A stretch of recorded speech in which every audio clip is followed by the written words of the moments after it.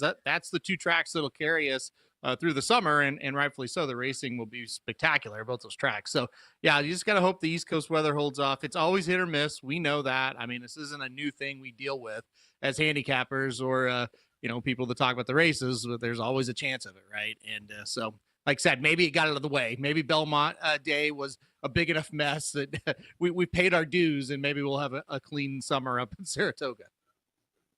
Yeah, you're a professional, Aaron. Like, I love how you're kind of leading into what we're going to talk about here on the show coming up. I can't wait to debate the synthetic track discussion that has been a popular one around horse racing. So that's going to be one of the fun topics we're going to hit today over on VSiN at the Track.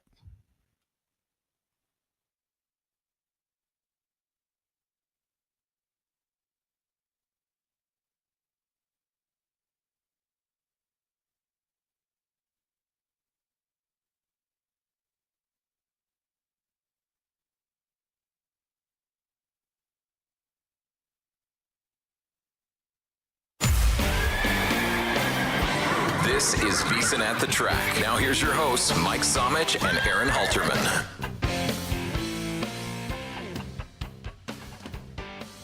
Welcome in here, VSiN at the Track. Same time, new day, Thursday here instead of Fridays. We're going to be switching over, so a little more time for the content to be able to sit when we talk about these big weekend stakes races. Aaron Halterman, fun weekend that we've got coming up. Actually excited about what we're doing here. We're going to do a Penn National preview, that pushed back. We'll talk about that a little later. But how's your Friday going, buddy? Well, it's Thursday, and it's going well, Somich. It's going very well. Right. You already screwed it up. No, doing great.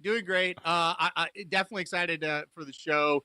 I think we have some stuff today that's very unique. I don't see a lot of discussions around a couple items we're going to talk about. We're also going to, have a very cool segment kind of at the end that I'll let you explain. But yeah, I think this is going to be an awesome show. I'm definitely excited to kind of see how things shake out for the show today. And look at you again, professional. Let's talk about what's coming up here on VSiN at the Track. We're going to talk a little about Churchill Downs and the drama that we had over around Fairgrounds. Talk about why that happened, how it happened. Obviously, discuss a little bit of the Penn Mile, what happened there. Baeza making a decision around the Haskell. We got Royal Ascot running. Then we're going to talk about synthetic tracks. Might trigger a couple people here, Aaron, but we're going to talk about synthetic tracks and specifically what's going on up in New York. Preview both the Chicago Stakes and the Ohio Derby. And then we're going to have a little Breeders' Cup Classic draft. We wanted to talk about the best older horses now that we've got these 3-year-olds in the mix after the Triple Crown. We'll see who we like. And then the best bets coming up for the weekend as well. So absolutely loaded show, Aaron. We'll start off with Churchill Downs. And I've been, I would say, fairly vocal that I'm not a huge CDI fan, especially with what they've done or did to Arlington, the turf course that we saw at Churchill for multiple years there. Now we have a run-in down at Fairgrounds. I actually don't think this is fully their fault. So I don't know how much of the background that you're aware of it, but I want to make sure everyone knows out there. There was legislation passed in the Louisiana Supreme Court, which meant that you couldn't have a specific style of slot machine in the OTBs, which Churchill Downs then pushed against because that's been how they've been able to fund a lot of the purses that we're seeing down at Fairgrounds.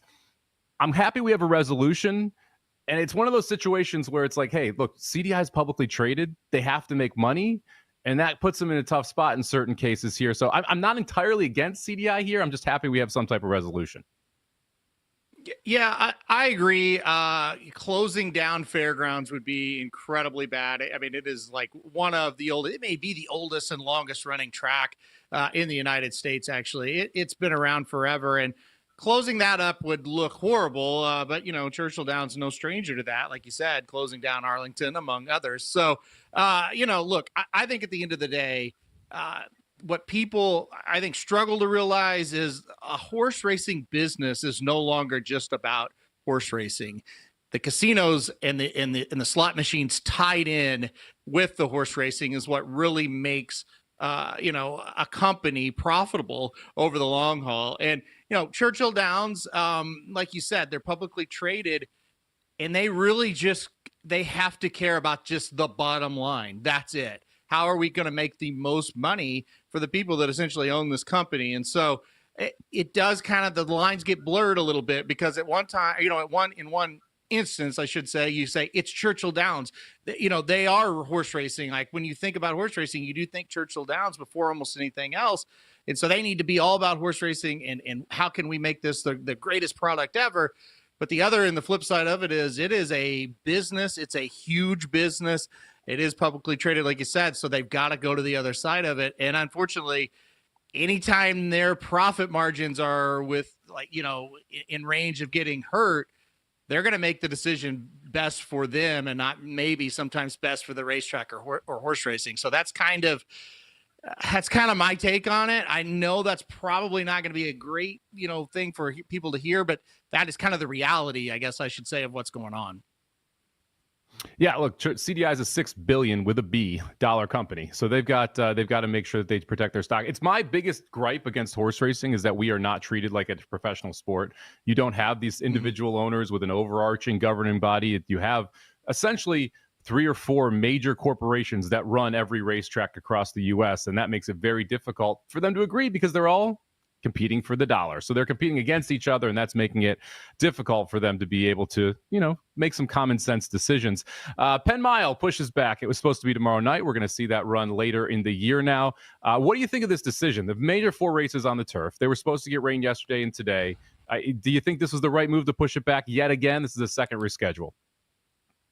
It's hard for me to say no because they ran it one year, slopping it off, and it's just like this is their biggest night, and now they're off the turf and they ran it, and there's like 4 horses in these big races, and it's like this is terrible.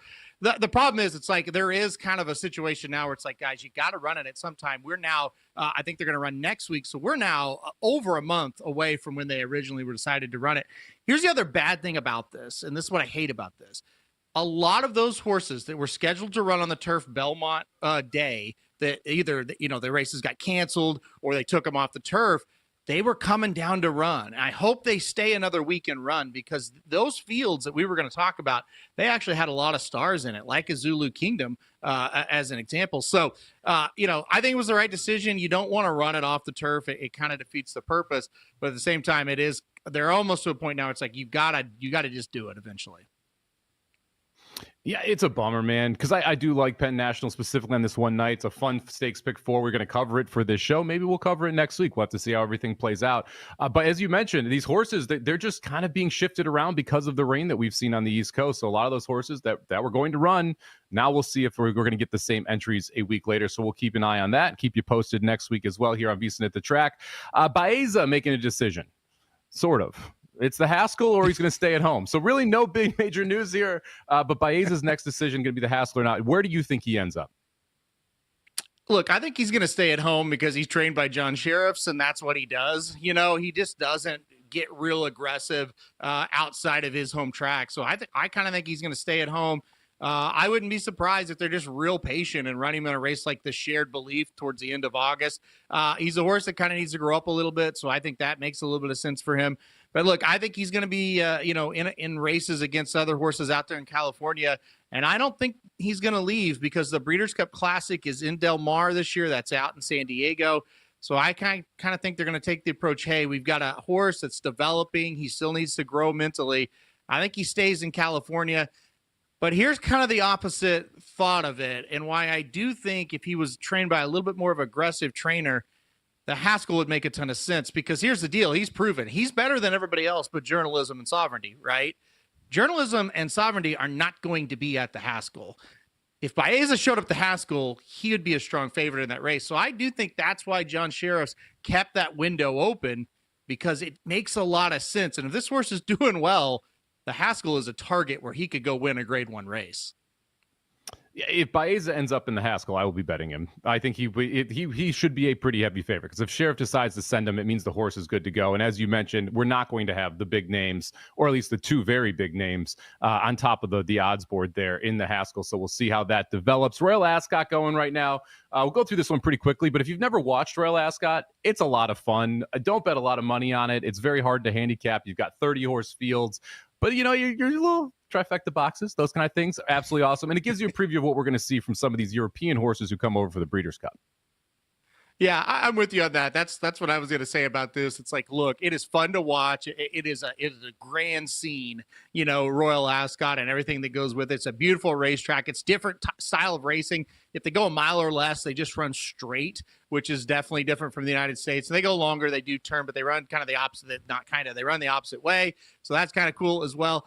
But yeah, don't go crazy on it, right? Watch it for the spectacle. Watch it to see some of the better performances in the big races over there. Like today, they ran a race called the Gold Cup. It's a 2.5 mile race. I mean, on the turf. How cool is that to kind of watch and see something different? But yeah, I don't go betting $200, $300 a race.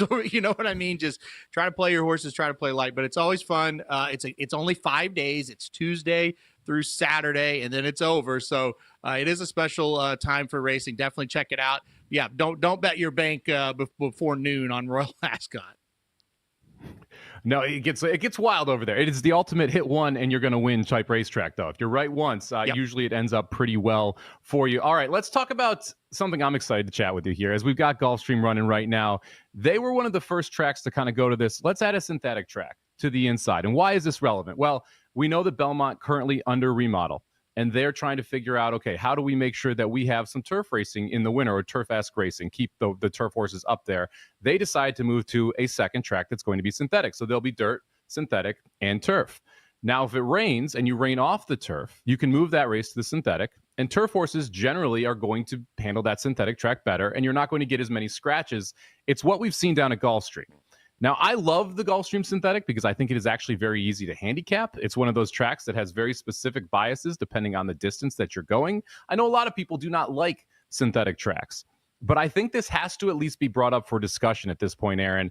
And this is where it kind of gets interesting, because I think you should have a lot of these tracks have synthetic second tracks if you're able to have three. And that brings us to Saratoga, which has an inner turf. It's got an outer turf. It's got a dirt track. We saw the Belmont Festival get, I'm not going to say ruined, but definitely rained off a lot of these major races on the turf. We had to move turf races from Saturday to Sunday. It messed with the pick 5, pick 6, pick 4s, all of these different things. Does Saratoga need to look at a synthetic track? Because it sure rains a lot in August in upstate New York. You know, I think to start off, I think there's a lot of negative talk around a synthetic track because, back 10 or 15 years ago, Keeneland went to the main track was all synthetic. Santa Anita went to a main track that was all synthetic. And then all of a sudden you had a lot of dirt horses running on the synthetic surface. They'd never been on it before. It wasn't natural to them. And you had a lot of weird things happen in those races. And I think handicappers got a very negative idea. Oh, these synthetic tracks, they're ruining horse racing. But here's the deal, and you laid it out perfectly. I am clearly not for the main track being synthetic at these places, but Gulfstream adding that synthetic track, if you play Gulfstream day in and day out, that thing really saves a lot of cards, because when it rains and let's say you got 10 horses that are on the turf and it rains and the race gets moved to the dirt, you might have 3, maybe 4. But if they go to the synthetic, these races are having 7, 8, 9 horses stay in, because there's a better chance that they, like you said, the turf horse will run well on the synthetic surface. Also, just carting a race just for the synthetic, usually they get bigger fields for those races, and that also will definitely help. With your pick 4s, your pick 5 payouts, and gives you another race that's attractive to bet. And I think you said the main thing. When Gulfstream put it in, everybody panicked. Everybody was like, oh, no, we'll never get this right. But it's turf horses moving to synthetic that is much easier to handicap than, okay, now all of our dirt horses are going to run on it. When you cart a race with the dirt, they're not moving it to the synthetic track. It's horses that have a much better chance if they move over from the turf to the synthetic, that they're going to like that surface. And so the handicapping curve of this was very easy. And I think that the panic was just crazy about it. So, but then to go to your question, I never thought I would say this, but yes, I think Saratoga needs to seriously think about it, because how many times they run 40 races in a regular meet there over the summer. I bet you 15 cards out of the 40 have some sort of situation, whether it's all the races are off the turf or half of them get off the turf, and the cards really get ruined. If you had that synthetic track, I think you could hold together a lot more races, especially the lower levels, like the allowance races. I think those horses would just go right over there and run on it. So I'm kind of coming around to the fact that every track should have a third surface and it be synthetic, and they use it for situations like what we're talking about. Yeah, Daryl Lou bringing up, need to clarify the type of synthetic track, polytrack, Tapeta track. I would prefer Tapeta if we do add a Saratoga track. And this sounds sacrilegious to me as someone who loves Saratoga. Even the idea of adding a Tapeta track there and saying, okay, we're going to have, because you have the inner and outer turf. They play very differently. So it's a unique two courses. The idea of taking one of those away and making it Tapeta, it like I said, it sounds sacrilegious from one of the most cherished places in the world from a horse racing perspective. But man, then I think about it from a betting perspective, like it makes this so much better for the bettors if you do have that Tapeta track up there, the synthetic track that you're able to run over and able to move these races from one to the other. It also gives you the option of saying, hey, we want to save the turf course for later. We can take the earlier races off, put them on Tapeta, do it early so it doesn't affect the pick 4s and pick 5s once they've already started, and then still run our stakes races on the turf track. I can't believe I'm even thinking about this as a positive idea, but I'm really interested to see what happens after we see Belmont do it. Because once Belmont goes, I think Naira is a little more interested in saying, hey, maybe we do have Saratoga have one of the two turf tracks turn into a Tapeta track. There will be absolute chaos in the horse racing industry if they do it. It will be completely frowned upon. Everyone would hate it. We're going to catch some flack for just talking about this. I don't think it's a terrible idea, though, Aaron. I don't either. And look, the Gulfstream thing is kind of what changed my mind. Because again, you and I handicap these tracks every single day, right? Every day. And so when you get 2-3 months into that synthetic track being at Gulfstream, and you get up and you do your scratches in the morning and you look and it's like, wow, they're off the turf and one horse is scratched. Wow, 2 horses have scratched. Now, yeah, maybe you have to go back and kind of relook at the race and what it looks like on synthetic now for the horses running, but you're not losing these races. And all of a sudden you're like, oh no, this actually makes sense.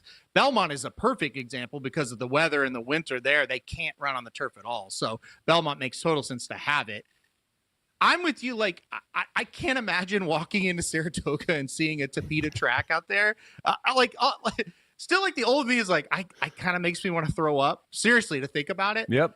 But when I'm sitting here at my desk on a Friday and they've got 6 turf races carded and they all come off, I think I might sit here and go, you know what? That may have been a good idea because I still have a really nice card to watch and bet and have fun with. So I'm with you. It's kind of a weird stance that we both are in because we both know and understand the tradition of Saratoga and what that means. Well, you just looked at Belmont weekend. That Belmont Saturday, you would have run every race on the Tapeta. You wouldn't have had a 3-horse field in grade 2 races. You'd be able to decide, do we want to run the grade 1s on the turf? We want to move them to Tapeta. Do we want to move them to the next day? It just gives you so many more options. I'm interested to see if it even becomes a discussion. I think it should at least be discussed, and then we'll see what happens there. But I can, like I said, it will cause a riot if they decide to actually make the move because people love Saratoga so much and the tradition around it. So we'll see what happens moving forward with this. But the Tapeta track at Saratoga, I think, is something that just back your mind, start thinking about it. It's not completely out of the realm of possibility, especially since you have those 2 turf tracks. All right, Aaron, let's transition over here. Let's talk a little bit about some of the stakes races this weekend. And we'll kick it off with the Ohio Derby from Thistle Downs. This is Saturday, race number 12 on the card. Grade 3, one of we call them the Mid-American Derbies, right? The 3-year-olds that, a little cut below, but still get their opportunity to run for a Derby. Interesting race here from Thistle. We've got your favorites in the 6th post there, Clever Again, who was a hyped horse in the Preakness, did not run in the Derby. Set the pace, quit out pretty badly after going fast early, 46 and changed, 110 to 6 furlongs. Second choice going to be McAfee coming in from the Peter Pan up at Belmont at the Big A for Dutrow. John Velasquez going to ride. Is this one of those situations where you're looking at the top 2 choices, or are you going down the odds board a little bit more? I'm going to go down the odds board just one more tick there. Like I said, Clever Again, 9-5, McAfee, 3-1. Chunk of Gold, 7-2. That's who I'm going to go with on top in this spot. I've never picked this horse to win. I've never been a huge fan of this horse, to be quite honest. I handicapped this race for a long time, and I kept circling back to him, and I kept not wanting to. In a way, I was like, no, I don't want to pick this horse to win. He's a 2nd-place horse. I think it's kind of, this is the perfect race for him, is how I just kept playing in my mind. He's a nice horse, 2nd in the Louisiana Derby, 2nd in the Risen Star. The problem with both those races, he didn't really ever threaten to win. And that, I hate that in a horse, right? But he ran well. Then you look and go, okay, this is an easier spot, no doubt about it. I don't trust the number 6 Clever Again to get the distance. I also think the number 10 Moplex is going to press Clever Again. I think you're going to have a decently fast pace. And then I just kind of looked at it and said, do I like any of the long shots? Not really. They look a little bit overmatched. McAfee or Chunk of Gold, I think Chunk of Gold's a little bit better. So I ended up with a number 2 Chunk of Gold. I don't love it, as you can probably tell how I'm kind of describing it. I don't love this pick. At the same time, I don't really want to back Clever Again at what I think will be a very short price. I don't want to back him to win because I'm just skeptical. And also, let's talk about mentally what happened to Clever Again, how he kind of got body checked in the Preakness. Not kind of, he did. You look at this and you go, he's a young horse. He's coming off a horrendous kind of trip or whatever you want to call it. How will he bounce back from that? It wasn't that long ago they ran that race. So that's a little bit of a worry for me as well. So anyway, number 2 Chunk of Gold. That's who I've got on top. Yeah, you described this race well. It's a mess. I kept gravitating back toward Chunk of Gold too, and I'm not really happy about it. And so I'm not going to pick Chunk of Gold at 7-2. If Chunk of Gold was 6-1, I think I would have put Chunk of Gold on top. Clever Again at 9-5 is crazy sauce. I realize you've got the race 2 back that looks very good on paper, but the Moplex being in here, there is other speed in here. I just don't see him getting an easy lead. Without an easy lead, I find it hard to believe that Clever Again gets the distance. McAfee, maybe, I don't know. Like the 3-1 seems a little bit short because you look through what the horse has done and you go through, the different races for McAfee, and it's like, okay, great. We ran second in the Peter Pan to Hill Road, but it wasn't really good. They were kind of slow toward the end, and outside of like an allowance is never running the exacta. So it's hard to get really excited about McAfee at 3-1. So I'm going to go for a little bit of a crazy price here. Give me the number 8 Cuvino, 12-1 on the morning line. I don't want to take any of the favorites. If I did take a favorite, it'd be McAfee, but I want better than 7-2. And this is a horse that has a lot of late pace. I thought was okay in the Jeff Ruby Stakes, ran okay in the allowance in the next one, has been getting a little bit better with each one of these starts. I just wanted to take a shot with someone who I think sets up well into this pace. So give me a Curvino here, the 8 horse, Aaron. Did you consider it at all? I did consider a Curvino, and then I stopped because I think he kind of sucks, and I just couldn't get there with him. I mean, look, I get what you're trying to do though, because they all kind of suck, right? I think it's like this. If you believe Clever Again can get the distance, I do think he is the one, but I'm with you. I don't see it, but because before he got body checked into the rail, the reason why he was in all that mess is he was backing up into horses badly. And that was like at the mile marker. He had nothing left.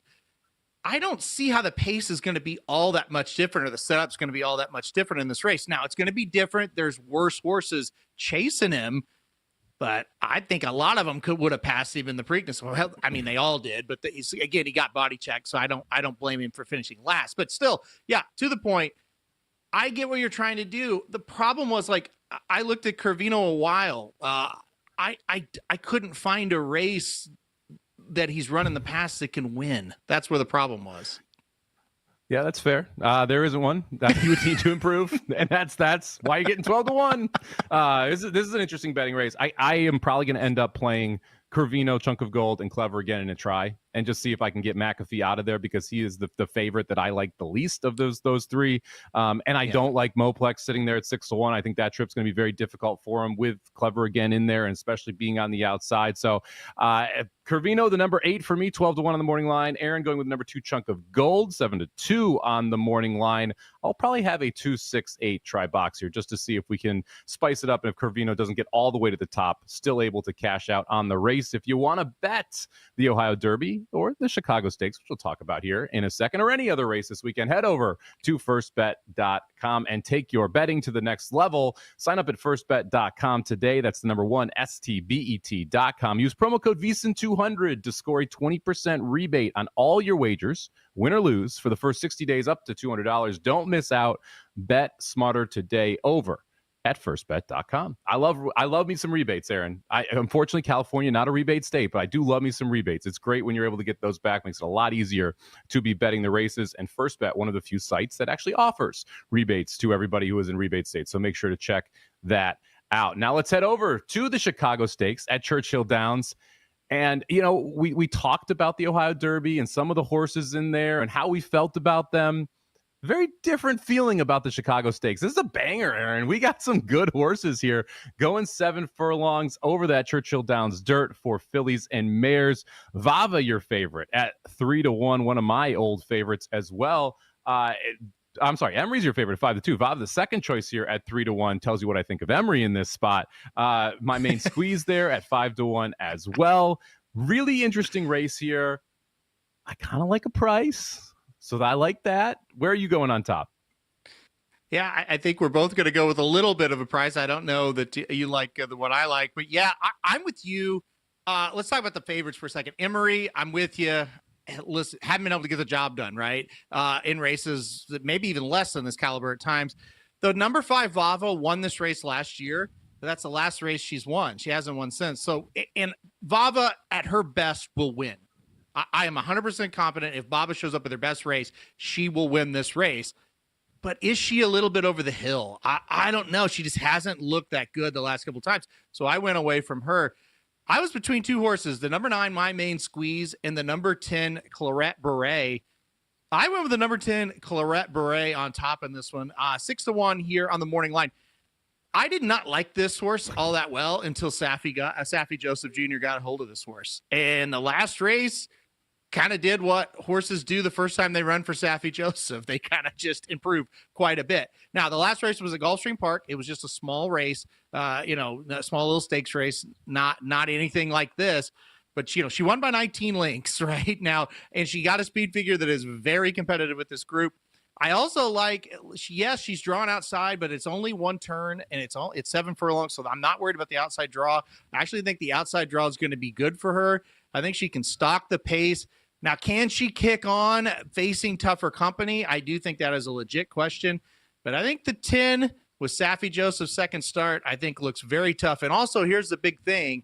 Saffie Joseph trains down in South Florida. If he thought this horse was just okay or just a decent horse, there's plenty of spots he probably could have found for her down in South Florida that would have made sense. The fact that he brought her up here to run in this one tells me that Saffie Joseph really likes this horse. So give me the number 10, Claret Beret on top in this one.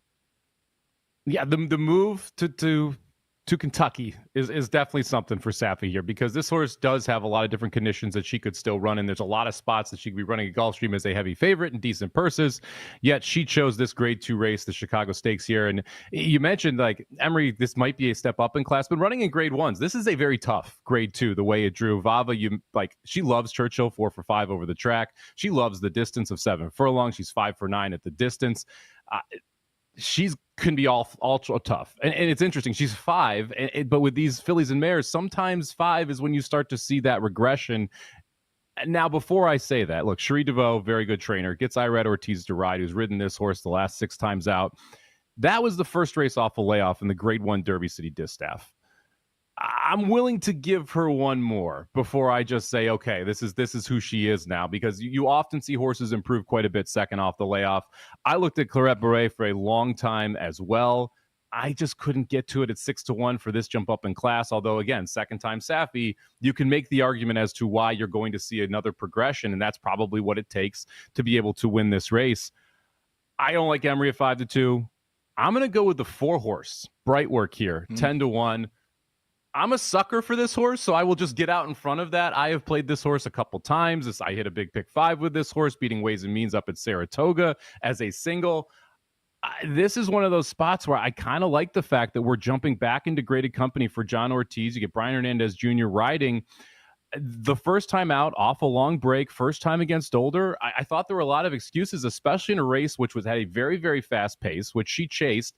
And the horses in front of her held, and she still ran well and didn't get beat that much by those top-end horses. Now you get second off a layoff, second in the 4-year-old season, 2 things that I absolutely love for a horse that's very good at 7 furlongs. Won the spin away at 7 furlongs over Ways and Means. back at Saratoga, one of the major 2-year-old races up there for the fillies. Now you get an opportunity to stretch out to 7, which I think is her best distance. We saw her run in 2-turn races toward the end of her 2-year-old season, and get a chance to have a little bit more foundation under her. And the price is right. Like, if she runs the way that I believe she is capable of, you're never seeing 10-1 on Brightwork again. So this is your opportunity to try and get her at that price if she is as good as I think. In a very competitive field, I could make a case for the number 11 Zaletos. I could make a case for the number 9, My Main Squeeze. You obviously can make a case for the 4, the 5, the 1. So really, really deep competition here. Did you consider the 4 Brightwork at all, Aaron? Absolutely. I think it's a great pick. It's one I had my eye on and almost did for a while. Listen, we've seen her. You mentioned it. We've seen her jump up and run big time races. I mean, to beat Ways and Means that day was a big time race. I mean, we've seen this horse come out and run huge. And I think the pace setup's going to be perfect for her as well. I kind of vision her to kind of be with my pick as well, the 10, just kind of sitting off, kind of waiting patiently. It looks like it's a fast pace, and we're going to make a move and get first run into the leaders there with the 2 horses we picked. So, yeah, number 4, Brightwork, is a horse I'm 100% going to have on the tickets. I think she's got a huge shot here.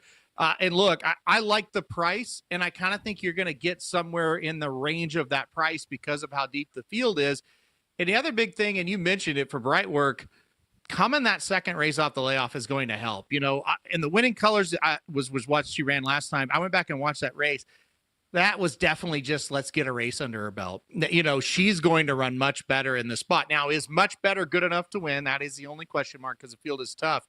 But yeah, I like the pick. I think it's a very good pick. I would not be shocked at all if she gets the job done. And I would throw in one more, just if you're looking for a long shot, the number 8 Pigali. I think that horse is interesting as well. Coming second off the layoff, ran in an easier race last time out and got the job done for a very, very good trainer that's very underrated. Look out for the number 8 Pigali in the spot too. Another one, I think this race is going to set up really well for her. 12-1, I think you'll get every bit of that as well. I bet you get more than 12-1. She's 3 for 7 at Churchill Downs, hit the second place spot twice as well. So hit the exact of 5 out of 7 races at Churchill. She needs to improve. But you mentioned it. The pace sets up really well for her to be able to come off it. That's one of those I'm interested underneath. If we're playing tries, if we're playing supers, I think the 8 is a horse you include the 3rd, the 4th spot. Would be surprised if she wins the race because it feels like she has to improve a lot. And like 3 or 4 other horses have to not run their A+ race. I would expect we're going to get someone who runs that big race and able to beat her. From that perspective, I mean, Zalitos, the 11, with Flavian Pratt aboard, 8-1.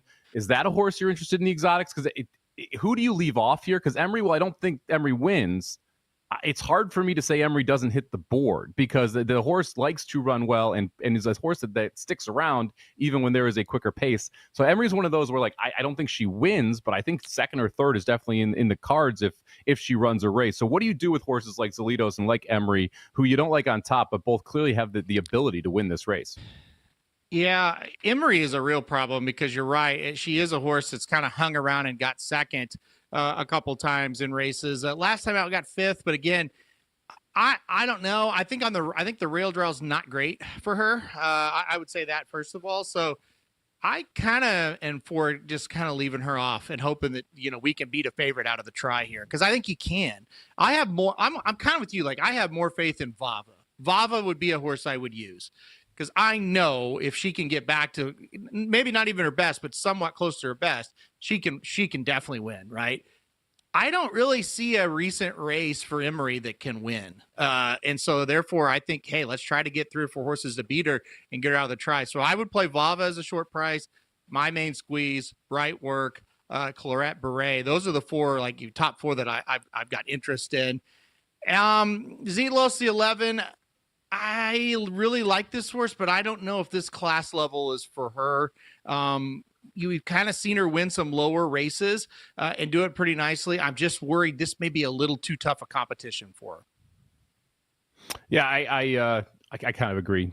4, 5, and the 9 for me. So Brightwork on top of the 4, but I'll play a 4, 5, 9 trifecta. And if you are looking for a trifecta, why not try out the G-Bank trifecta here? Introducing the $500 trifecta from G-Bank, First Bet, and VSiN. All you need to do is open a G-Bank Visa signature credit card in the first 90 days, deposit and play through $1,000 over at First Bet to trigger the $500 trifecta. You receive $200 cash back on your G-Bank signature Visa credit card, $100 in a deposit match bonus from First Bet, and also VSiN will complete that trifecta with a subscription through August 21st, 2026, a $200 value. That's a $500 trifecta from GBank, VSiN, and First Bet. Head over to VSiN.com/GBank. That's VSIN.com/GBank to check this one out. This is a one-time promotion limited to customers opening a new account in response to this offer and will not apply to request to convert existing accounts. Apply today. Make sure you check out those terms and conditions. Now, Aaron, I love drafts. I always love drafts. We do drafts all the time. I'm excited to do this draft specifically because it's who's going to win the 2025 Breeders' Cup Classic. It's a more fun way to talk about who are the best older horses and throw out some of the odds right now attached to those horses. I flipped a coin before the show, and unfortunately, you are the lucky winner. So you get the first pick here in the snake draft. I will look to see if I can find odds live as well as we go through this. There are a couple offshores I've seen with odds. However, I've not seen any sports books yet put these up, so keep an eye out there. So, Aaron, with the first pick in the 2025 Breeders' Cup Classic draft, who you got? You're lucky that I get to go first because you flipped a coin without me knowing. And it's like, well, if it was you, then okay. Am I just supposed to believe that? I would have debated. All right. First pick of the draft. All right. And I didn't think even 2 weeks ago, I didn't think I would be picking this horse first, but I've got to go with Sovereignty with the first pick in the draft. So here's the deal. He looks like a horse that a mile and a quarter is perfect. I mean, he just won the Derby and the Belmont. He won the Belmont under a gallop going a mile and a quarter. He looks like a monster right now to me. And could he get better between now and November? Yes, absolutely. That's what 3-year-olds usually do. They improve throughout the year. If he just can kind of show up to the Breeders' Cup and run what he did in the Belmont, he's already well within the realm of conversation. If you get this horse to improve a little bit, say at the same rate that the 3-year-olds from last year improved, I don't think they're beating him. So I'm going to take Sovereignty with the first pick. I don't hate it right now. Favorite at 4-1. I would not bet it because of the 4-1 price. There's a lot that can happen between now and the Breeders' Cup, but was number one on my board. So I do agree with you. I think Sovereignty would be the top pick right now. The idea of him progressing in the second half of the year makes him very, very scary in a Breeders' Cup Classic type situation. You know, Bill Mott would love to win that one at Del Mar as well. Second and third picks for me. Kind of happy I actually got second and third picks here because I was assuming you'd take Sovereignty, and I wanted to take two of the older horses. I'm going to leave journalism to you if you want journalism on the comeback here. I'm going to take the most forgotten horse in the world right now. Give me Forever Young. The Japanese horse that came over, ran third in the Derby last year, has been progressing very well. I thought ran pretty good in the Breeders' Cup Classic last year. Very, very talented horse who is going to break through on American soil one of these days. I will take Forever Young as the second pick here. He is currently 10-1 if you're looking for that. And third pick for me, I will take Fierceness, who I'm going to forgive for the Met Mile. It was a mess. If you look at the best horse going 2 turns last year, I think it was Fierceness over Sierra Leone. People may disagree, but the top tier Fierceness effort, I think, is good enough to beat this field if we don't see a big progression from Sovereignty. So the second and third pick for me are going to be Forever Young and Fierceness. Fierceness at 7-1. Wouldn't bet it, but definitely want to make sure he's on the team here. Aaron, you get 4 and 5. Who you taking? Well, you just broke my heart because you took Forever Young, and I don't care about that. But then you took Fierceness, and I'm like, oh, boy. I was hoping you would forget about him, but I knew better. I'll echo just real quick what you said about Fierceness. He lost in the Met Mile. I don't hold anything against him in that race. Raging Torrent won that race. He's really hard to pass when he gets to the front. And I really think Fierceness needs longer than a mile. So I think that's a really good pick. Forever Young, the other horse you picked, I've been there, done that with him last year. I bet him to win the Classic last year. He got waxed. He had no excuse. So I'm done with him. All right. Okay, fourth pick, I'm going to take Nisos. This is a horse trained by Bob Baffert. Back in his 3-year-old season, everybody thought he was going to win the Kentucky Derby, and he got hurt. He was gone like 500 days. It felt like he was gone forever, over a year. Came back, ran a really nice third in a really tough race over the slop at Churchill Downs. Last time out, just blew out a very easy field there at Santa Anita. He is going to the San Diego handicap next, so he is stretching out to 2 turns, and that is a prep race for the Pacific Classic, which is 1.25 miles. I don't know if he wants to run that far, but if he does, he will be very tough. So give me Nisos in the number 4 spot. I think he is kind of the wild card. We don't know who he is quite yet. We're going to find out. I know he's got a ton of talent. In the 5th spot, I am going to take Journalism. I think Journalism ran 3 extremely good races and only was able to win one of them during the Triple Crown. But like Somich, you said it, a lot of things can happen between now and the Breeders' Cup Classic in November. What if Sovereignty kind of has a little injury and he's out? All of a sudden, Journalism looks a lot better, right? Because he's beaten everybody else with Sovereignty. So I'll take Journalism at number 5. I also think he's a horse that will improve a little bit. This horse is by Curlin. Curlin got better as the 3-year-old season went on. Curlin won the Breeders' Cup Classic in 2007. Guess what? After running in all 3 legs of the Triple Crown and only winning 1, and that one race was the Preakness, Curlin had a huge summer and then, like I said, won the Classic. So maybe Journalism could do something similar. So Nisos and Journalism for me at 4 and 5. Nisos 10-1 right now on the board. If you want to bet Nisos, bet him before the San Diego, because if he romps and then romps in the Pacific Classic, and I think if he romps the San Diego, he does romp in the Pacific Classic, he ends up your favorite second choice, somewhere in that range when we do get to the Breeders' Cup Classic there. So if you like Nisos, I think now would actually be the time to bet him, although obviously it's a Bob Baffert horse. A lot can go wrong between now and Breeders' Cup weekend, but you're not getting 10-1 if he performs the way that I think Aaron expects him to. Did not make my top 10, Nisos, by the way. So that one you could have taken with the last pick. I would not have gotten there. Coming back here, 4th and 5th pick for me, 6th and 7th overall. Give me White Barrio. The other forgotten older horse here, who I believe is a very good runner, has won the Breeders' Cup Classic in California before. I don't fully trust Journalism. I don't trust Baeza. I would have taken Sovereignty early. You took him off the board. So I'm going to lean on some of the older horses here. So give me White Barrio. And then I'm going to go way off script, Aaron, because I like to go way off script on these drafts. Number 5 on my list was Torpedo Anna. So I'm going to take Torpedo Anna. Give me the filly. We'll see what she's able to do here. She ran huge against Fierceness last year in the Travers. I'll take a shot with Torpedo Anna here with my 8th overall pick. Why are you laughing at me? Come on. Last week, she finished last time we saw her, and they took her straight to the vet because they were like, something's got to be wrong. And again, nothing was wrong with her. I don't know. I think she's kind of washed at this point. I like that nothing was wrong with her. I like that. Sometimes horses run too bad to believe. She's going to have a big summer. I wouldn't be shocked if McPeak goes crazy and throws her in the race if she wins out heading into it. I don't know. She didn't really come back looking all that great. I don't look. I hate saying these bad things because I love Torpedo Anna, but I don't think this is the draft that you take her in. That's all I'm saying. I'm taking a shot. It was between her and a horse you're never picking in the next 2 picks. So I took her over that horse that will be named as the 10th pick. All right, who you got here? 8th and 9th pick in the draft. So you're telling me you've got a pick that's crazier than Torpedo Anna coming up? Is that what you just said?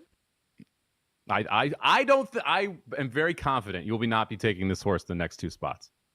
Okay. All right. I was just making sure I understood that. All right. For 2 picks for me.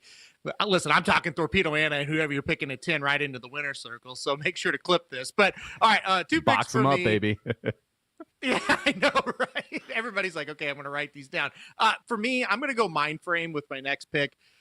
Look, I think Fierceness is a better horse than Mind Frame. I just want to say that right off the bat. So for the top Pletcher runners, I would rather have Fierceness, but I don't have that option. I'll take Mind Frame though. Look, I think he's a horse that has a good deal of talent. I don't think it's elite talent, but I do think he has a good deal of talent.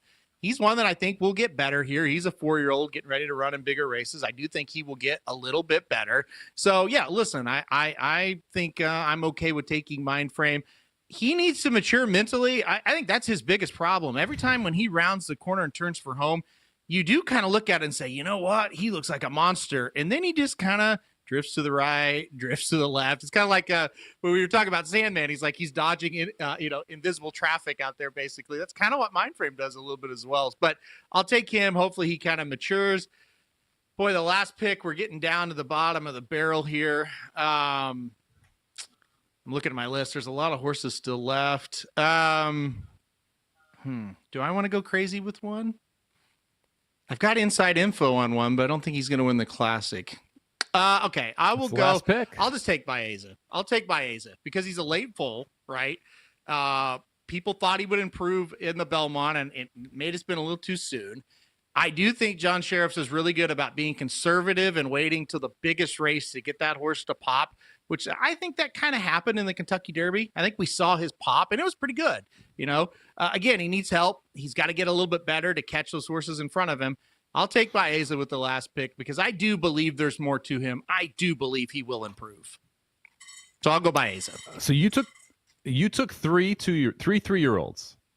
Mm-hmm. And you didn't take the one that I think is the one you should have picked. Give me Burnham Square as the last pick here. Oh. Burnham Square is going to, I'm telling you, it was down in Florida. He jumps in a wagon. Ran well down there. Ran well down there. Goes in the Derby. I thought ran huge in the Derby. I'm like the East Avenue loss, whatever. East Avenue got to go gate to wire in that race. Burnham Square, watch out for him. He gets a fair race with a full field. I think he is ultra dangerous. So I get Burnham Square the last pick, 35-1. I'm considering, 35-1 is not big enough. Let's be honest. We're still 6 months out. That's not big enough price. I think Burnham Square should have been the second 3-year-old off this list. I think Journalism and Baeza, they're not going to be able to do it. Neither's Burnham Square. That's where I'm at with that. Burnham Square flag, planting it right now, baby. Let's go. If we were talking about, I'll be positive about it because I will say this. I think the Haskell a race we talked about just a minute ago, that race for Burnham Square, I think that looks really good for him. I think that's a really good spot. Mm-hmm. I think he's going to be tough. We'll preview it in a few weeks, and I think you're going to probably single him the way you're talking about him, and I think I'm going to pick him as well. He looks good in that race. The problem is, I still think I like him as a horse, but I still think there is so much improvement that's got to be done there that I'm just not sure that's going to happen. I guess it's not I laugh. It's not the worst pick because if he does improve like 15 lengths, he could do it. So you would take Burnham Square over Torpedo Anna is what you're saying. That was the worst pick when I took Torpedo Anna. Yeah. Well, he didn't go to like the emergency way room. Too early. So. Way too early Breeders' Cup draft here. Aaron goes with Sovereignty, Nisos, Journalism, Mindframe, Baeza. My team ends up with Fierceness, Forever Young, White of Barrio, Torpedo Anna, Burnham Square. We will check back on this the weekend before the Breeders' Cup. So we have to make sure we save this one. We got a super producer back there who's going to clip it out for us, and we'll come back with this one so we can see how bad we did, honestly, doing this draft so early from the Breeders' Cup, because 6 months in horse racing is a very, very long time. Now let's look to something that's a little bit sooner, Aaron. Our weekend's best bets. We got to move over to what we're looking at this weekend, what horses we want to target and we want to play. I've got two from Churchill, but I will let you kick it off here with your two favorite plays of the weekend. Yeah, so I'm going to go. Let's go. Where do you want to go first? I'll go Belmont. Belmont, the Big A Saturday, race 3, the number 7, Macaw will be who I put on top here and who's a horse I want to play. Last time out, I ran at this level, non-winners of 2 and won by 3.5. Now we're doing non-winners of 3, and all that means is non-winners of 3 races, right? So it's a restricted claiming race. Looked very good last time out. First time dropping to this level. Was able to get the job done pretty easily. Had been running okay against tougher horses. 2 races back, ran in a $30,000 claiming race. Got third, only beaten 4 lengths. And like I said, you drop down, you win easily.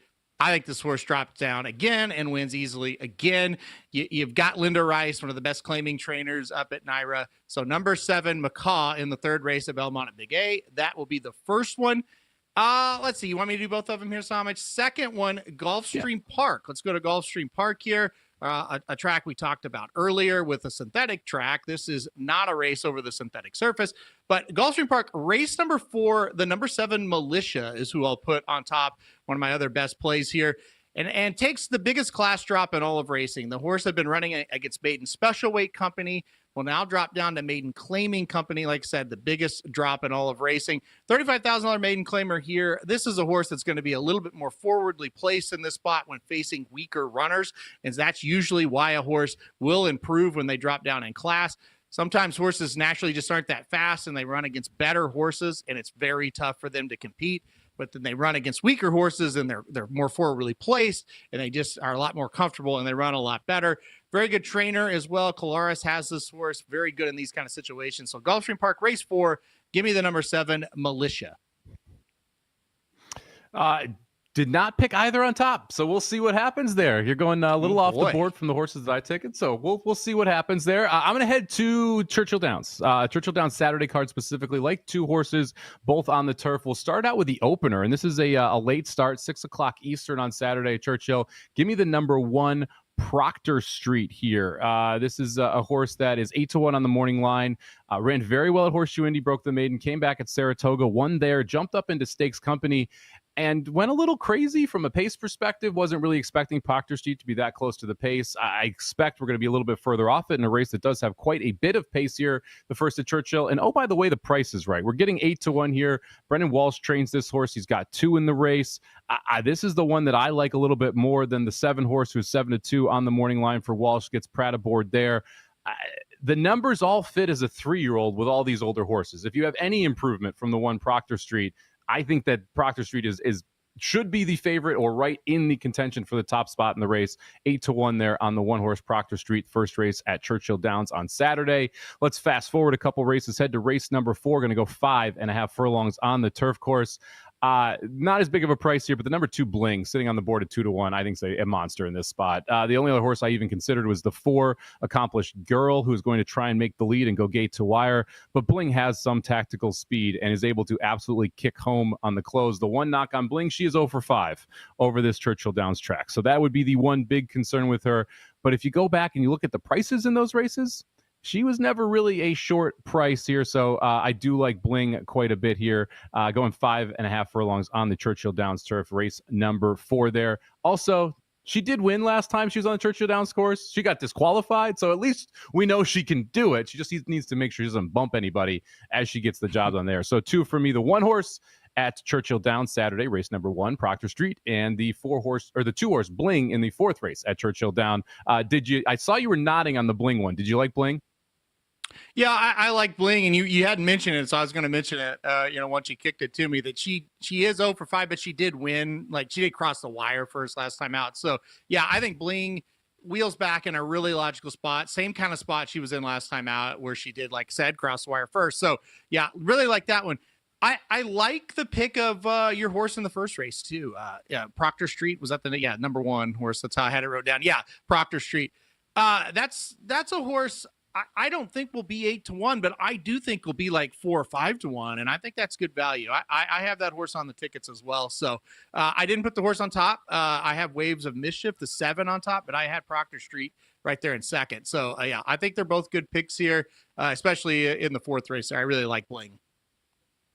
Yeah, I'll be 1-7 most likely in pick 5s in that first race at Churchill, because I'll just take the 2 Walshes and move along, because I do think those are the 2 best horses in the race. If you want to bet those races, if you want to bet the Chicago Stakes, you want to bet the Ohio Derby, head over to firstbet.com, promo code VSiN200 if you want to sign up for a new account, get a $200 bonus paid back in rebates. Win or lose every bet, you get something back, so check that out.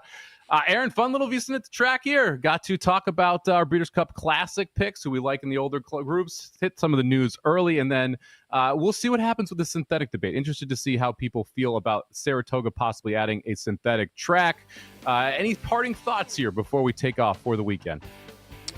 Yeah, I'm with you. I like more of the debates like that. Unfortunately, we thought the same way on both of on that topic. So we'll argue more maybe later in the show. But yeah, final thoughts is this is a really good weekend of racing. It's spread out kind of everywhere. So just kind of, pick your track and have fun. And look, like I said, I love when you got 5 or 6 tracks you can pick from and they all have good racing. So it's going to be a good weekend.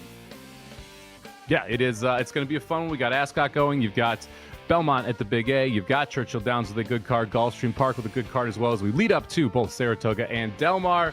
For Aaron Halterman, I'm Mike Somich. Thank you very much for checking out this episode of VSiN at the Track. We'll be back next Thursday, same time, same place.